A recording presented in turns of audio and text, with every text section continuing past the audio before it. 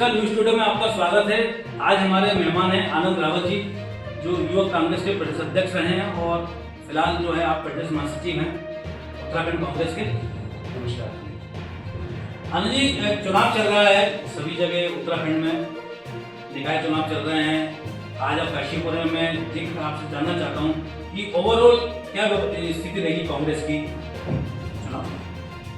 पिछले 10 वर्षों से प्रदेश में ट्रिपल इंजन की सरकार है, जिसमें केंद्र में बीजेपी है, राज्य में बीजेपी है और अधिकतर निकाय चुनाव में भी, अधिकतर नगर निगमों में भी भारतीय जनता पार्टी के मेयर या चेयरमैन है। तो पिछले 10 वर्ष से प्रदेश की जनता ट्रिपल इंजन की सरकार देख रही है और किसी भी नगर निगम क्षेत्र की अगर हम बात करें तो वहाँ की जनता ये सवाल पूछ रही है कि विधानसभा में के चुनाव में आप लोग डबल इंजन का नारा देते थे और निकाय चुनाव में आप लोग ट्रिपल इंजन की बात करते हैं, लेकिन उसका फायदा जनता को कहीं पर भी नहीं मिलता। तो आज पूरे प्रदेश में एक परिवर्तन की बयार चल रही है। लोग अब सवाल करने लग गए हैं कि पिछले 10 वर्ष की आपकी उपलब्धि रही, पहले उसके बारे में तो बात करिए।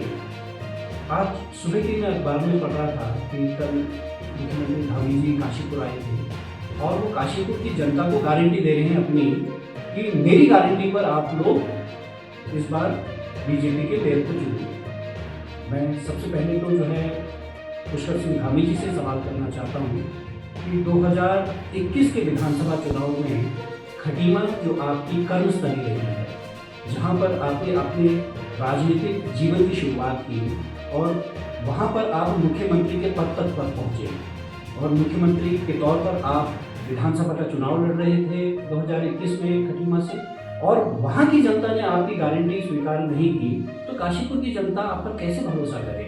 और यहाँ काशीपुर नगर निगम क्षेत्र में तो 15 वर्ष से भारतीय जनता पार्टी के मेयर और चेयरमैन हैं, लेकिन काशीपुर के हाल देख लीजिए आप। यहाँ गंदगी का अंबार लगा हुआ है और कहीं पर भी कोई विकास की एक परिपाटी, एक नीति, एक दिशा कहीं पर भी नहीं दिख रही है। तो आज ये सारे सवाल जनता के मन में है और जनता इस चुनाव में कांग्रेस के पक्ष में वोट करने के लिए मन बना चुकी है। आनंद जी, कल एक बहुत बड़ा वाक्य ये हुआ कि जो धामी जी की जो उनकी जनसभा चल रही थी, उस दौरान कई वर्षों से कांग्रेस परिवार जुड़ी हुई पूर्व मेयर प्रत्याशी मुक्ता सिंह जी, वरिष्ठ कांग्रेस नेत्री, उन्हें भाजपा का दामन थामा है। तो ये देखा जा रहा है कांग्रेस को बड़ा धक्का लगा है, आप क्या कहना चाहते हैं? देखिए, कांग्रेस पार्टी एक भूसागर है, इसमें बहुत से लोग आते हैं और बहुत से लोग चले भी जाते हैं, लेकिन कांग्रेस की विचारधारा और कांग्रेस पार्टी पे इसका बहुत ज़्यादा फर्क नहीं पड़ता।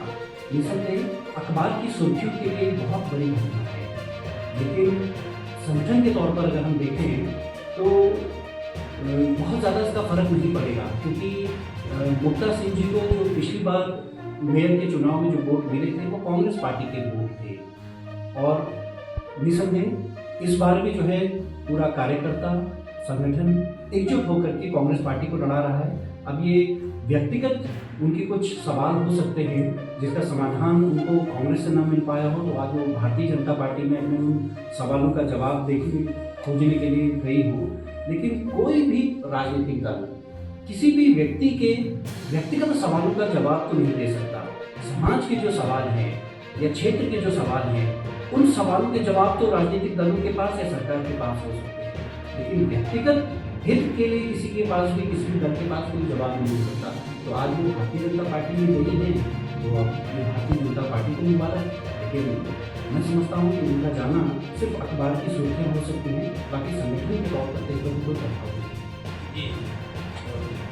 आनंद जी, आज दीपक बाली जो मेयर प्रत्याशी बीजेपी, उन्होंने प्रेस कॉन्फ्रेंस करी, अपना प्रचार छोड़ के आया हूँ, बड़े भावुक थे। उन्होंने कहा कि एक कांग्रेस के माननीय अध्यक्ष मुशर्रफ हुसैन, उन्होंने एक अलग समुदाय को एक हाल में बैठकर रात के टाइम में संदीप सहगल मौजूद थे, ये कहा कि सब लोग देश का आप लोग शांत रहो, 26 को हम इनसे बदला लेंगे। ये वीडियो भी चल रही है, इस बारे में आप इस प्रकार देखिए, सर्वप्रथम तो जो है जो ये बयान है या जो शब्द बोले गए हैं, इनका परिप्रेक्ष्य समझने की ज़रूरत है कि किस परिप्रेक्ष्य में बोले गए हैं। और मुशर्रफ जी हमारे पार्टी के महानगर अध्यक्ष हैं और संगठन का जो है वो यहाँ पर अगुवाई कर रहे हैं और मेयर पद के प्रत्याशी हमारे संदीप सहगल साहब हैं। और यहाँ पर ये समझना जरूरी है कि उन्होंने ये बात किस संदर्भ में कही। निसंदेह उन्होंने इस संदर्भ में कही क्योंकि भारतीय जनता पार्टी लगातार अल्पसंख्यकों को निशाना बनाती है, इस तरीके की बातें करती है जिससे समाज दो वर्गों में बटेगा, इस्लामीकरण, भगवाकरण, इस तरीके के नारे देती है क्योंकि समाज में कोई आवश्यकता नहीं है। ये निकाय चुनाव है, स्थानीय निकाय चुनाव में स्थानीय मुद्दे उठाने होने चाहिए, लोगों की जो छोटी छोटी परेशानियां हैं उस पर बात होनी चाहिए। अब ये राष्ट्रीय मुद्दे स्थानीय चुनाव में भी लाएंगे तो फिर किस तरीके से जो है जनता अपने जो छोटे छोटे सवाल हैं या जो समस्याएं हैं उनका समाधान कहाँ ढूंढेगी जनता। तो ये जनता के सामने एक बहुत बड़ा प्रश्न है इस समय कि भारतीय जनता पार्टी की जो इस समय स्ट्रैटेजी चल रही है, उनकी जो कार्यशैली चल रही है, तो जनता को कहीं पर भी उनको जनता को नागवार गुजर रही है। तो बाली साहब को ये समझना चाहिए कि स्थानीय निकाय चुनाव में जो स्थानीय समस्याएं हैं उस पर बात करें। आज पूरे राष्ट्रीय फलक पर अगर हम देखें तो साफ सफाई के संदर्भ में इंदौर नगर निगम का नाम सबसे पहले सुनाई देता है, फिर सूरत नगर निगम का नाम सुनाई देता है, लेकिन बाली जी के मुखारबिंदों से एक बार भी ये शब्द नहीं निकले कि अगर वो कभी मेयर बने तो क्या वो उस सूची में जहाँ पर इंदौर और सूरत का नाम सबसे ऊपर लिया जाता है, तो क्या साफ सफाई के मामले में कभी काशीपुर भी उस सूची में आए? इस पे तो कभी बात नहीं करेंगे। वो फालतू के जो सवाल हैं उस संदर्भों को जो है वो स्थानीय निकाय चुनाव में लाना चाह रहे हैं, लेकिन जनता बहुत जागरूक है। ये स्थानीय चुनाव है, स्थानीय मुद्दों पर बात कीजिए। आप साफ सफाई के लिए आपकी क्या नीति है, आपकी क्या सोच है, उसके बारे में बात कीजिए। और यहाँ का जो विकास है, देख लीजिए फ्लाईओवर बीरबल की खिचड़ी बन गया है और 3 मुख्यमंत्री देख लिए भारतीय जनता पार्टी के, अभी तक फ्लाईओवर नहीं बना है। इन मुद्दों पे बात नहीं है। जनता को जो परेशानी होती है उस पर बात नहीं होती है। जो बेवजह के सवाल हैं, जो समाज में कहीं सवाल थे ही नहीं, जबरदस्ती वो सवाल पैदा किए जा रहे हैं और जनता के मन में उन सवालों को उठाने की कोशिश हो रही है कि उन सवालों का स्थानीय चुनाव में कोई महत्व नहीं है। तो यहाँ पर ये समझने की जरूरत है हमको, क्योंकि जो बातें हैं, उनके जो सवाल हैं उसका समाज को कोई लाभ नहीं है।